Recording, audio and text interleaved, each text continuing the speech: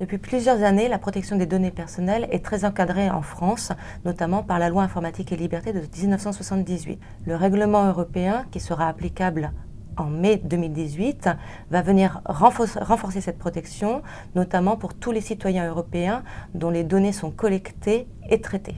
Le règlement européen va apporter de nombreux changements, que ce soit par rapport à la personne dont les données sont collectées, qui va se voir accorder beaucoup plus de droits qu'auparavant, mais également par rapport aux entreprises qui collectent ces données. Ces dernières vont se voir imposer certains principes à respecter, par exemple un principe de transparence, c'est-à-dire qu'elles vont devoir informer clairement la personne dont les données sont collectées sur l'usage qui va en être fait, et également obtenir son consentement éclairé. Un autre principe très important provient de ce règlement, c'est un principe de responsabilisation des entreprises. Cette responsabilisation peut se faire par différentes façons.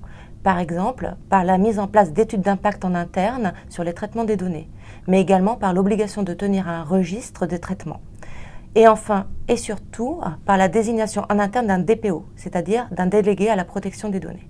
Le règlement n'impose pas le DPO pour toutes les sociétés. Cependant, le G29, qui est un regroupement des CNIL européennes, est en train de pousser très fortement à ce que toutes les sociétés désignent un DPO en interne. Maintenant, il faut attendre de voir ce que la CNIL va décider de façon officielle.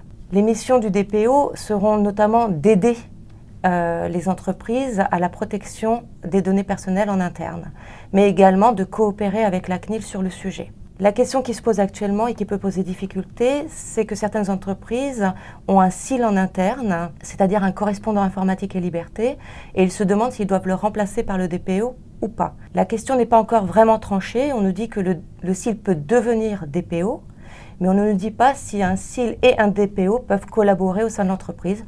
Une fois de plus, nous attendons que la CNIL se positionne sur le sujet. Actuellement, la plupart des sociétés collectent déjà des données personnelles, que ce soit dans le cadre des RH avec leurs salariés ou encore marketing pour tout ce qui est client-prospect, mais également les DSI pour tout ce qui est connexion des salariés, par exemple au niveau informatique. De ce fait, elles déclarent déjà auprès de la CNIL et font déjà des demandes d'autorisation. Toutes ces mêmes personnes vont être concernées par le nouveau règlement. Les sociétés ont 1 an pour se mettre en conformité avec ce nouveau règlement.